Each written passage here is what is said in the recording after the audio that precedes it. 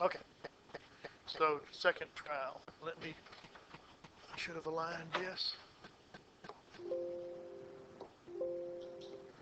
In this room, there's a sign on the board saying the smart board doesn't work, but it has for me all semester. Okay, so we got that solution. Okay, so again, it's kind of judicious guessing. We've kind of realized that if our forcing function, if the result, this t e to the 2t is going to be the result of combining a function and its derivatives, then that function probably is going to involve a t e to the 2t. And when you take derivatives, it's just going to involve a term that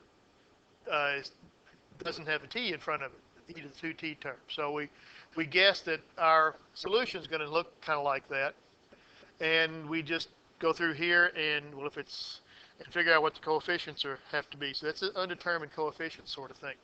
Now, this next page is basically a summary of what's on 178. I don't expect anybody to copy this down, but I've kind of squished it all up into one situation here. And what this says is we can handle expressions that are, okay, c times t to the m e to the rt. Well, m's a non-negative integer. It could be 0. So this could handle expressions where you just have e raised to a power. Now, r could be 0 as well. So this would handle situations when you don't have any term on there. You just have t to a power. Okay. Same sort of thing down here on part 2. If you have a second order linear dE with constant coefficients and it's equal to some forcing function involving sines and cosines, powers of t and e, then you'll get your particular solution will have one of these forms. We'll have this form. Okay, and it kind of depends. Now we'll talk a little bit about what these special cases are. Particular, those three.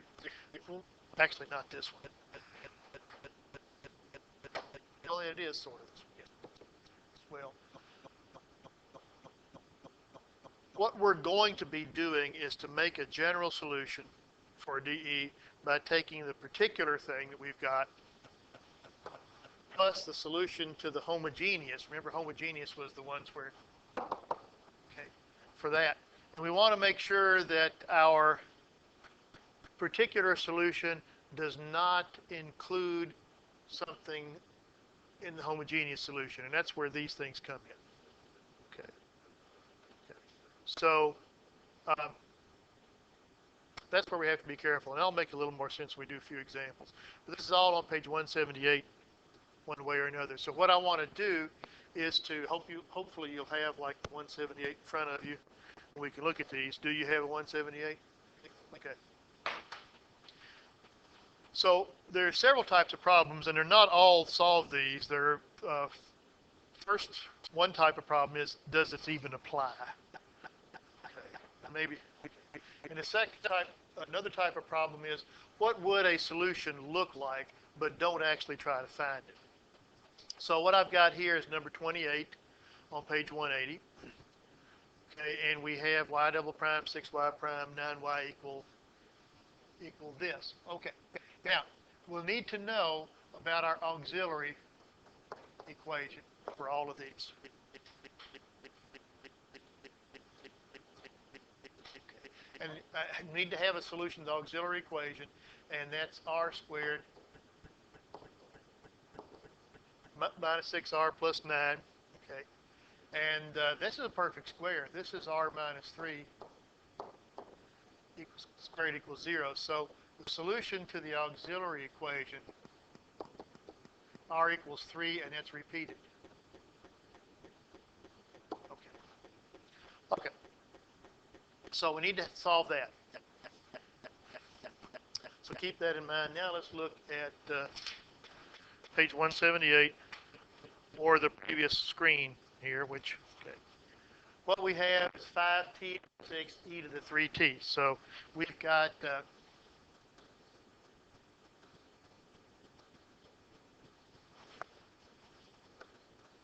that. So we'd be in the first situation here.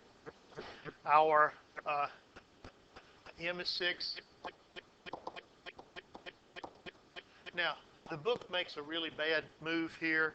The R they have for the coefficient of the power of E, in this case it is the same R for the auxiliary equation, but generally it isn't. So they shouldn't even use the same letter.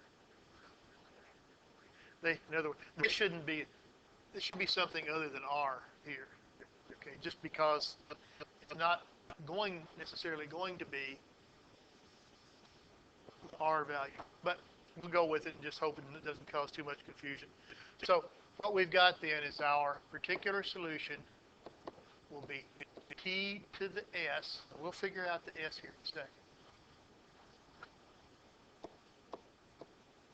Times, okay, this is, M is 6. So it's going to be A sub 6, T to the 6th.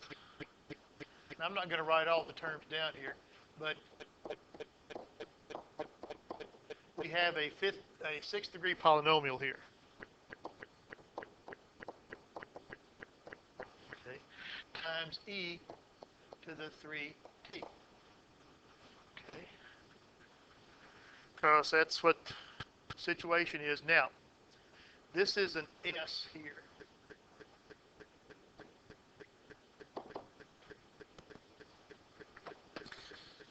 S equals 0 if it's not a root. If R is not a root of the auxiliary equation, well, R is.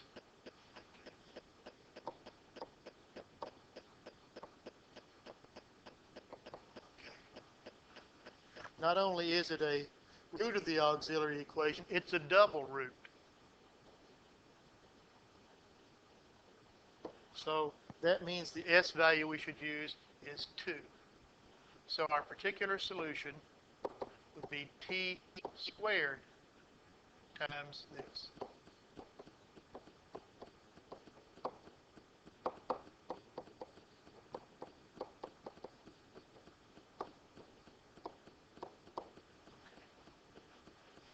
Now,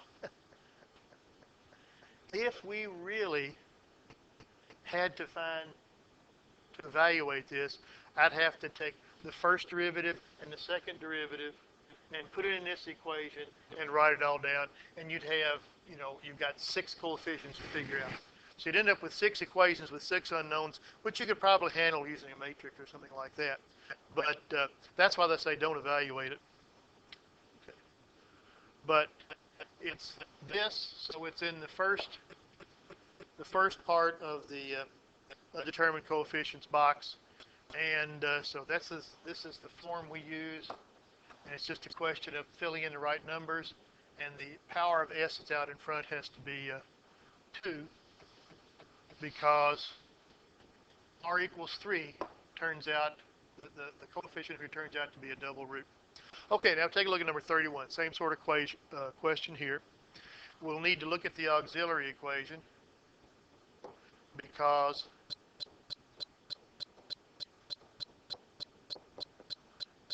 if the solution that comes from that thing on the right also corresponds to a solution of the auxiliary equation, then we'll have to add some stuff in there. Okay, auxiliary equation, let's just put down the solution. It's going to be, -1 plus or minus I. That's I times 1.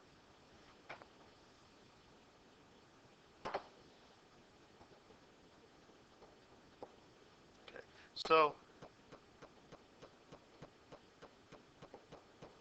that's alpha equals -1, beta equals 1.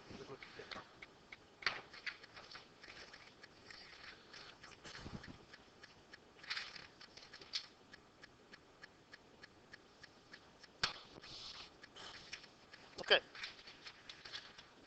Now over here we have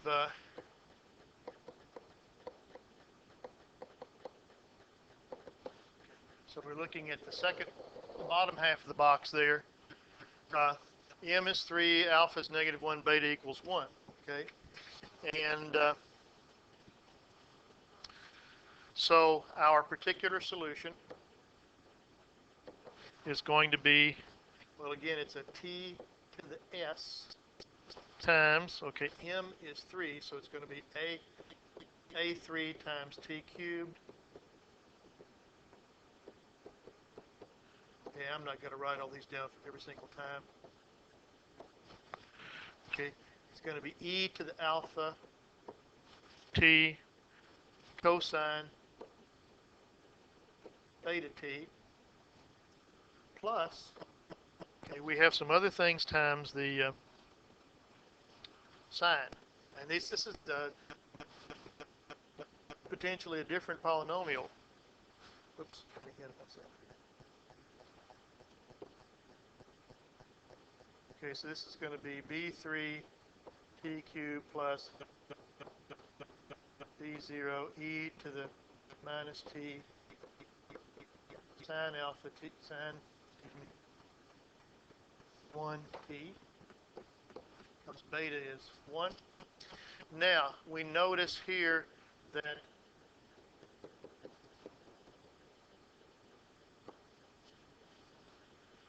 the coefficient of t in the e and the coefficient of t in the trig function correspond to the alphas and betas we get from our auxiliary equation. So what that means is we don't want our particular solution to kind of step on the solution, the homogeneous part. We don't know that yet. That's what we're going to be. So we want to make sure that the solution we have for this is entirely independent of the solution for this thing. And that's where it says that if alpha plus I beta is a root of the associated auxiliary equation, which it is here,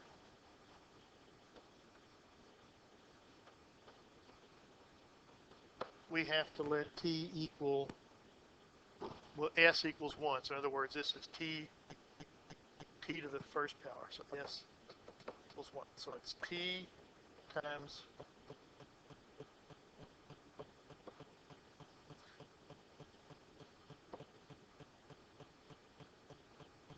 plus t times, with all the b stuff,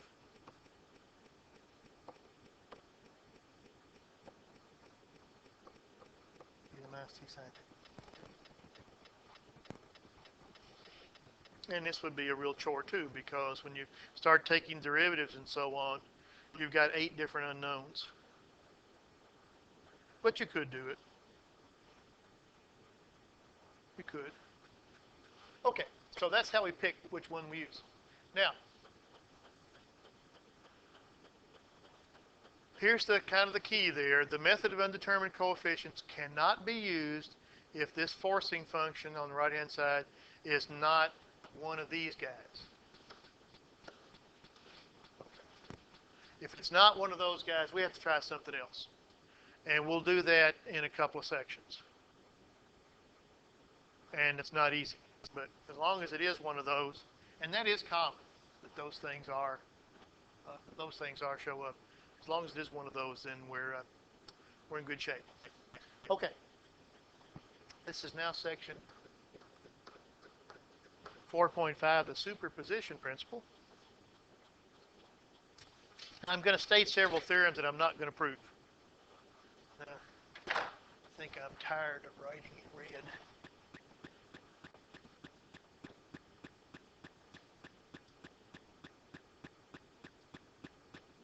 Okay.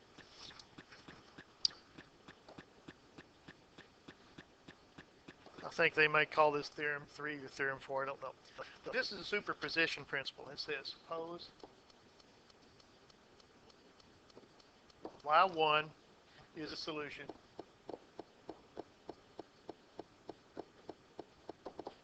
to a y double prime plus by prime plus c equals some f1 of t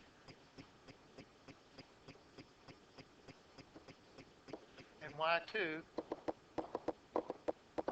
is a solution to it's the same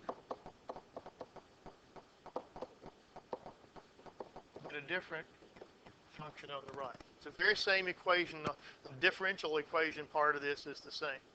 But we have two different forcing functions here. Then,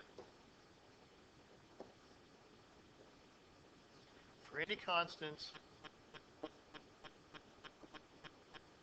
K1 and K2, right?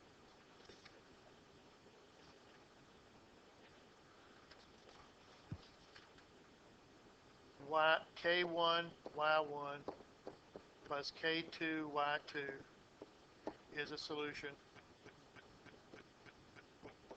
to the left-hand side we have there, identical, AY double prime BY prime plus C equals K times F1, K1 plus K2 times F2 of T.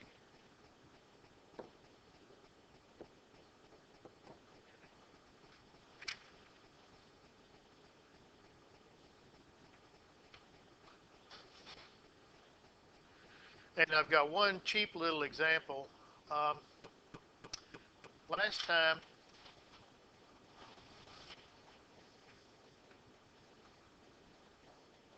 yeah, I'm not going to, this is not a bad, it's a pretty easy proof, just because when you add things and you're multiplying things by a constant, you take a derivative, well, the sum of the derivatives is a constant times the derivative. So it's really basically, it looks kind of strange, but it's a pretty easy proof because of how derivatives go. Okay, now, from Tuesday,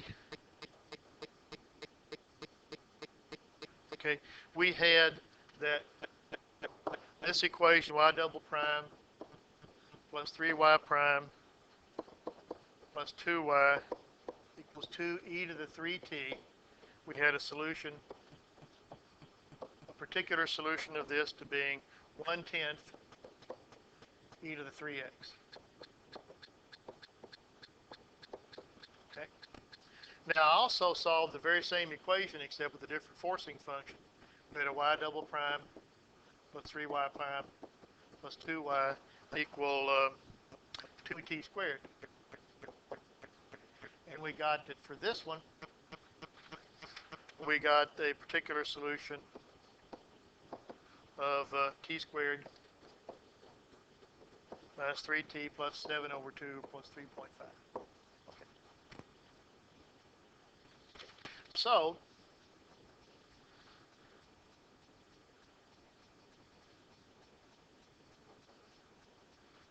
let's say I wanted a solution for y double prime plus 3y prime plus 2y. Of course, it's always the same derivative part here.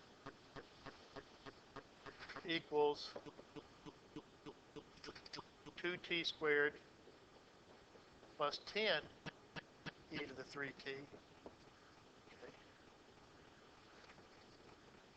Well, the 2t squared is going to give you this. I didn't do 10 e to the 3t, but I did 2. So, which is 5 times, this is 5 times 2e to the 3t. So, particular solution to this would be the solution that corresponds to the first part, the 2t squared part. T squared minus 3t plus.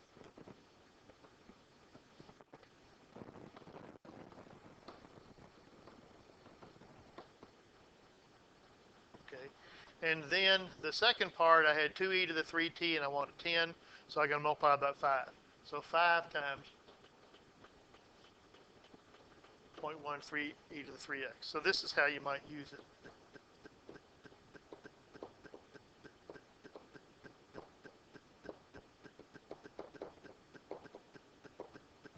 Okay.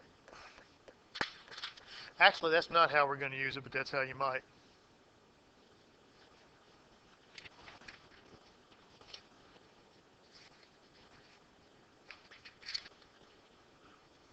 We're going to use it to go from, to get general solutions.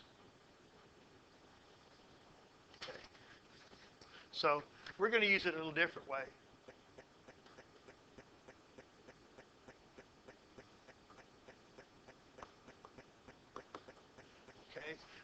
let's say we have a homogeneous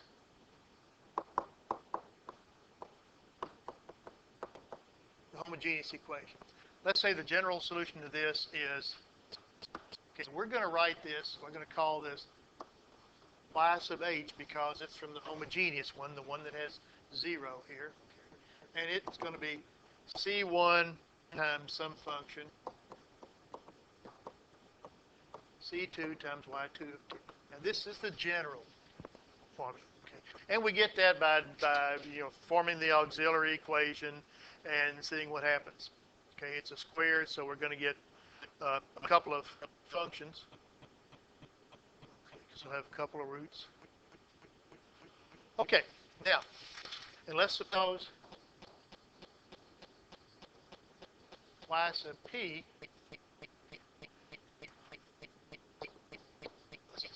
is a particular, let's say a where'd I go? Stop.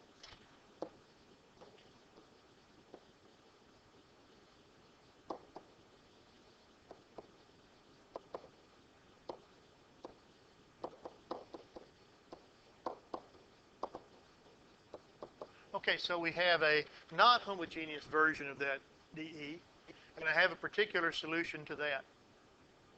So I've got the general solution to the homogeneous, and a particular solution to the non-homogeneous, then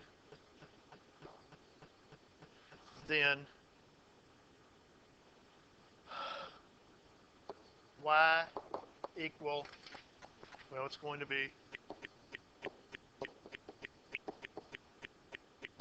add these two different solutions together, y equal the homogeneous solution plus the particular solution. It's the general solution to this.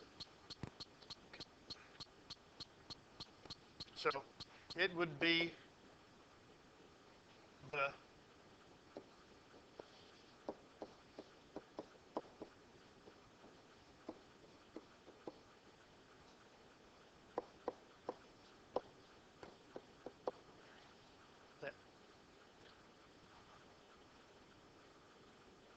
and this is a theorem.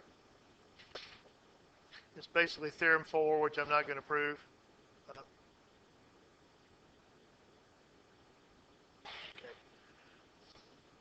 So the particular solution to this is the general part comes from the homogeneous, set it equal to 0, and then we have some sort of particular solution. We got to get that somehow. Okay, start with. If we can't get one particular solution, then we're in trouble. But that's where the undetermined coefficients comes in.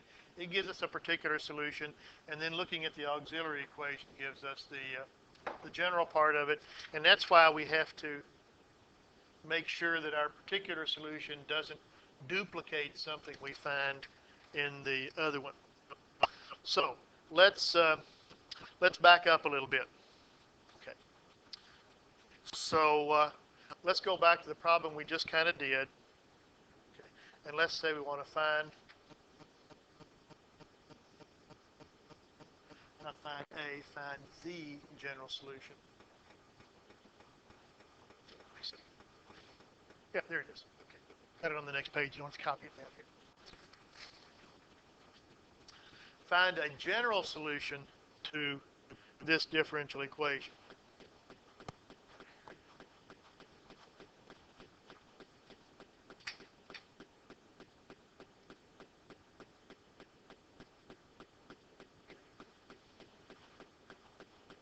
Now, at the start of the period,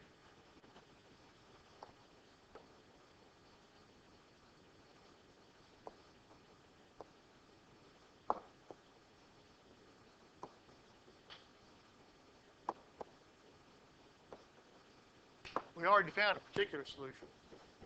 Okay. And that was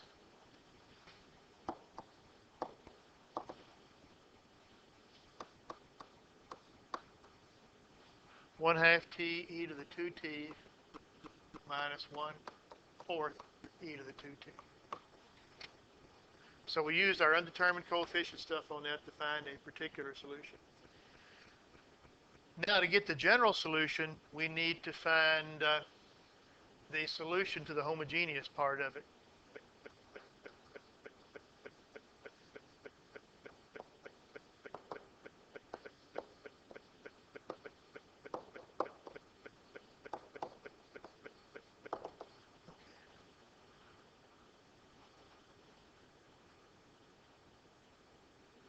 Okay.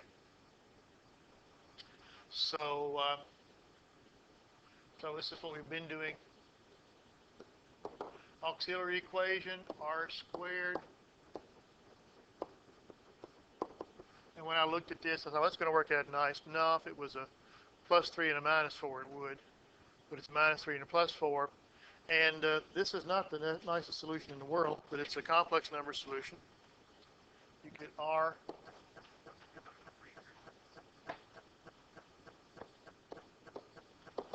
You get r equals, let's call it, it's 3 halves. Plus or minus I times the square root of 7 over 2.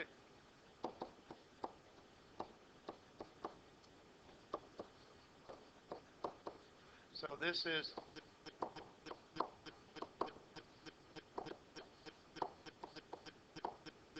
I is plus or minus is 1.5 and beta is square root of 7 over 2. So our homogeneous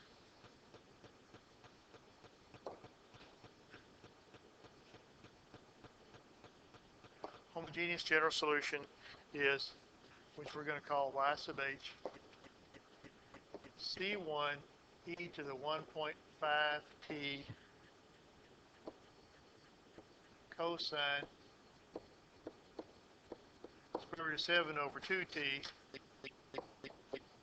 plus c2 e to the 1.5t sine square root of 7 over 2t.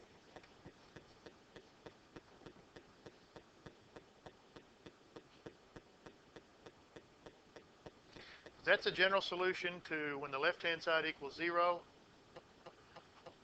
This is one solution to when the left-hand side equals the right equals t e to the 2t. So the general solution for the whole thing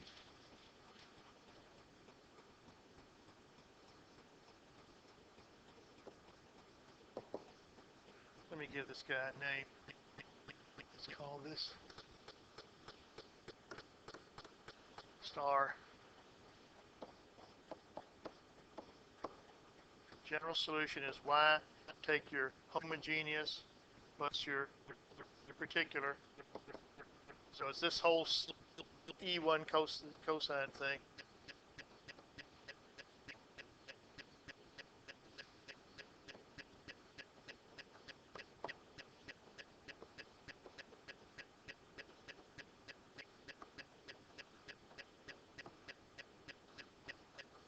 Plus our particular solution.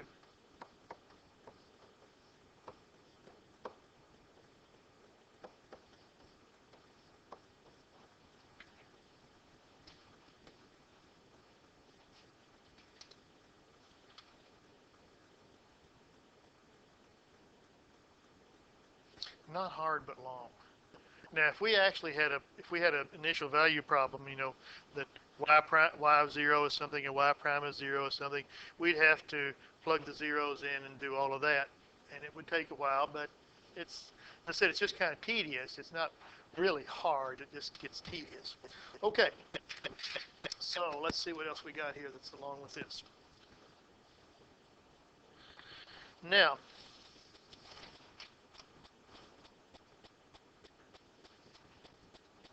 one of the things is I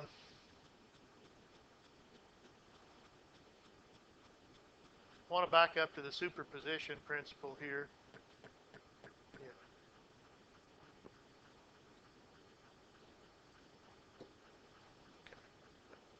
That thing's not going to go away.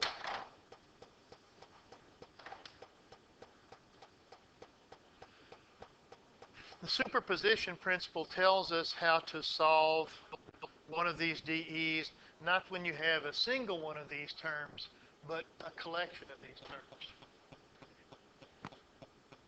So it could be that you have your this equation equal to a polynomial and several things. So anyway, let's just go through with that. We have a more general version of an expanded notion of the method of undetermined coefficients, and this is summarized on page 184 and 185. When the function that's on the right is more than just a single e to the alpha t, but it might be some polynomial times e to the alpha t. And we're going to do one problem like this just because, well, actually I got two in mind. I don't know that I'll get done with them. Just because they're, again, they're not hard. They're just kind of messy. And if we're just asked to give the form of a solution, then we don't really have to worry too much. But this is kind of the expanded version of the method of undetermined coefficients. It supersedes the other one. Okay. So,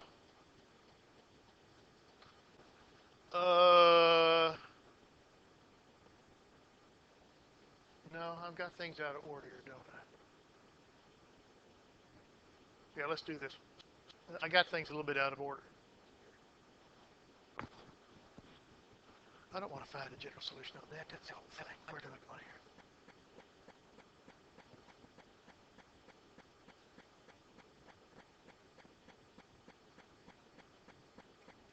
Yeah, I got it all out of order. This page should be stuck down. We'll maybe come back to number 5. Let's take a look at number 13 and 16 though. Can the method of undetermined coefficients be used to solve these? Okay. Now we're not actually going to try to solve them. If the answer is yes, we don't want to solve them because they might be horrendous. Okay, so we're looking at this problem. Now, what we need to know, the method of undetermined coefficients, let me back up a little bit, only works when you have a polynomial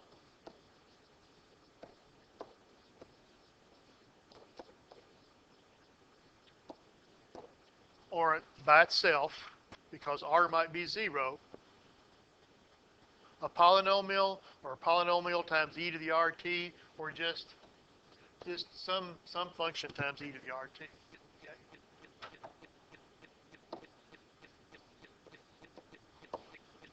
Or down here, a polynomial times e and times cosine, polynomial times e to the power times sine, or a combination of those two. So in other words, it's just polynomials, power, e to the powers, and sine and cosine. Okay.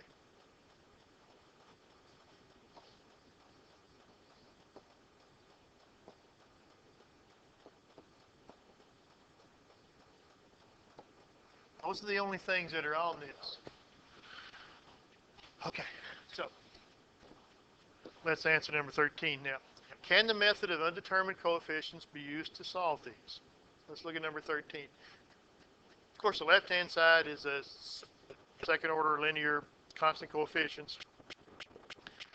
The right-hand side, one of these, or can it be put to look like one of these? Okay, so we're looking at this. So we have to ask ourselves,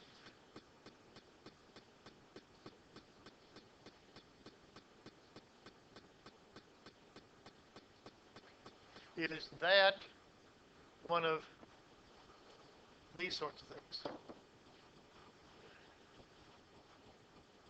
So now you may look at this and say, gosh, what in the world is that? You had hyperbolic cosines? You probably did. They should be covered in calculus too. You probably did, but you probably didn't do anything more than about 15 minutes with it, okay? If you're interested in engineering, you're going to do hyperbolic cosine. Hyperbolic cosine is defined to be 1/2 of e to the x plus e to the negative x. Okay. This part,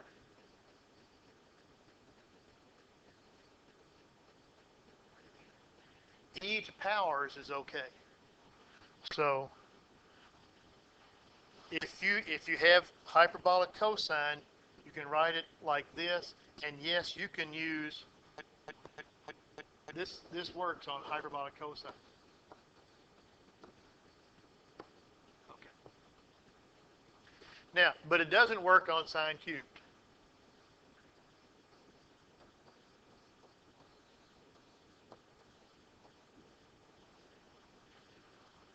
If you go back to that, it's just something with, it might be a polynomial times the sine, or e to a power times the sine, but it's not times the sine cubed. Okay. Sine cubed is not okay. Okay. So you can't use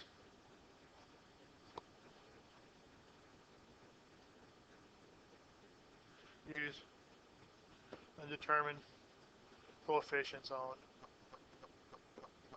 a sine cube. You couldn't use it on a tangent. You can't use it on a secant. Okay.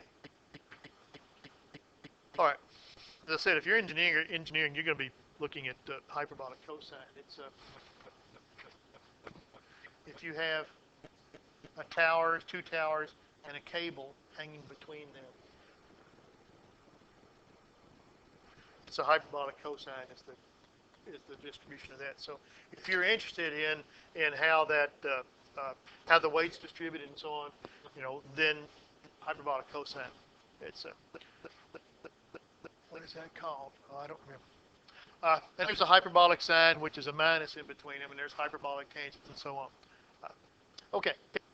So the answer to this question is no, because of the sine cubed. Now over here, can we use method of undetermined coefficients to solve this? So we look at each piece. Is this one of the functions, one of these sorts of functions? Something like that or that? Okay. And yes. Okay. This piece is okay. T squared e to the minus t sine t, that is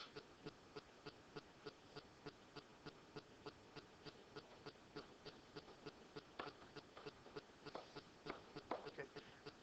That piece we can, you didn't end up with a great big expansion, but that's one of the pieces we can handle.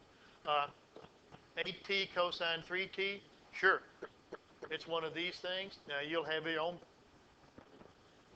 own just from the t squared e to the minus t sine t, we'll have a big thing like this. From the 8t cosine t, we'll have another big thing like that. Not be quite so big because t is only first power. Now, so this is okay too. That piece can be done using undetermined coefficients, and superposition principle says if I can solve one piece and solve another piece, I can add their solutions together. Now, what about 10 to the t?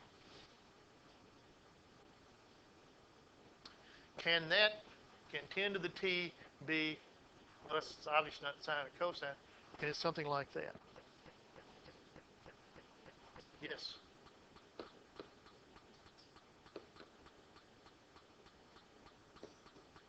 N equals e to the ln 10, so 10 to the t is e to a power.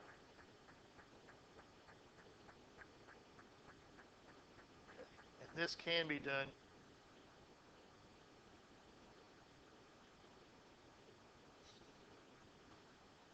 on that as well.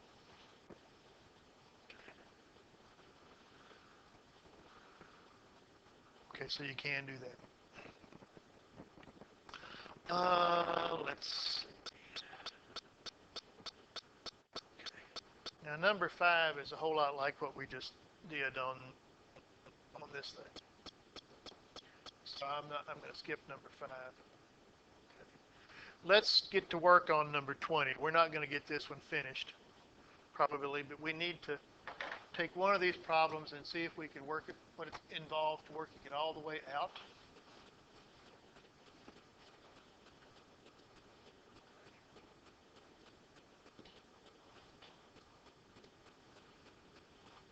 Okay, so we need two things. We need to we need the solution that corresponds to the homogeneous one, and that's the easiest one. We'll go ahead and do that because that is to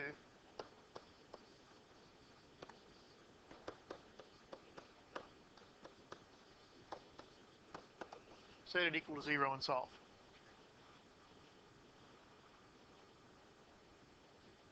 So this is, like I said, this is the easiest one because the auxiliary equation is r squared plus 4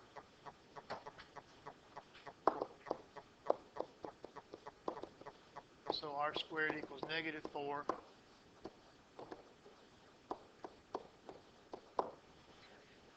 and we get that r is 0 plus or minus 2i. And that means that the homogeneous, okay, this is going to be what? These are your e to the alpha t cosine beta t type things.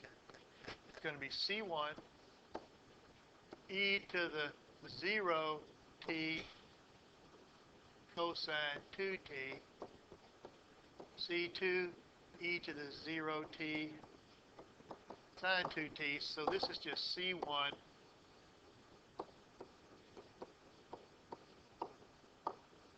cosine 2t plus c1 sine 2t.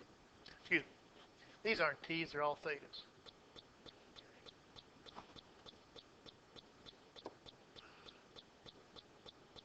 It's usually pretty easy to make.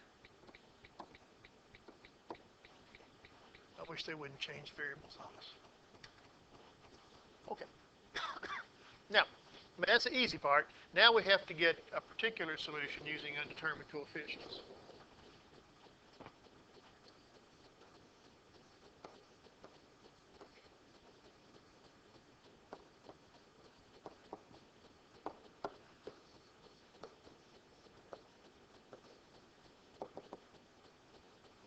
Okay. Actually, this one won't be too terribly bad, I don't think. So remember here, alpha.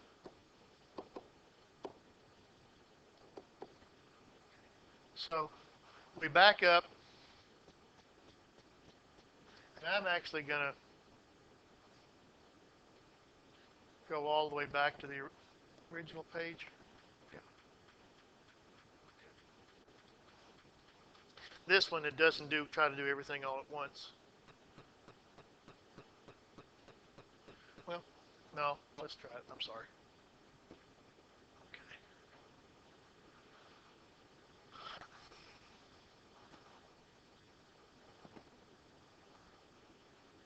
So what we have here, the right-hand side is, it's just cosine plus, just the cosine minus sine. Can't remember. Sine minus cosine. So it's minus cosine theta plus sine theta. Okay. So that means going through here, m equals 0. So I have no polynomial. All I have then is just okay. So m equals 0. We have that the coefficient here, e to the alpha t, well, there is no e term, so alpha equals 0. Okay, and the coefficient in the cosine and the sine is just 1.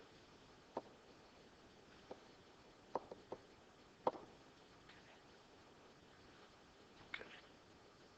So our solution, the particular solution here, is going to be from this guy. T equals 0. So, oh yeah, and these were not a root of the auxiliary equation because the auxiliary equation had beta equals 2. Okay.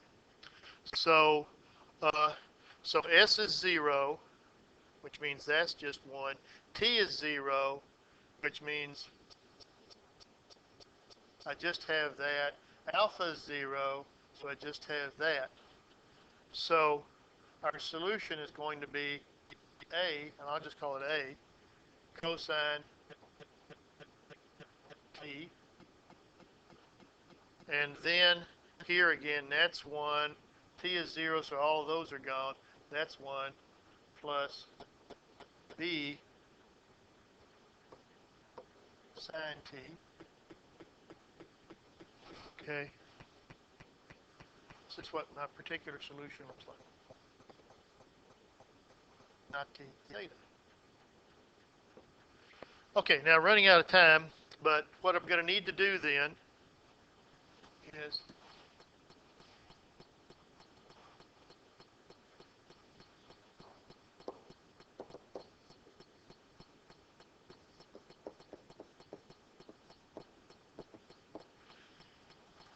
we'll need to take some derivatives, plug it into this equation, set it equal to sine theta minus cosine theta, and figure out what A and B are. Then once I do that, whatever those numbers are, I'll take this thing, add it to that, and I'll finally be done. So I could probably do it in the 5 minutes we got left, but I don't feel like it. Okay. So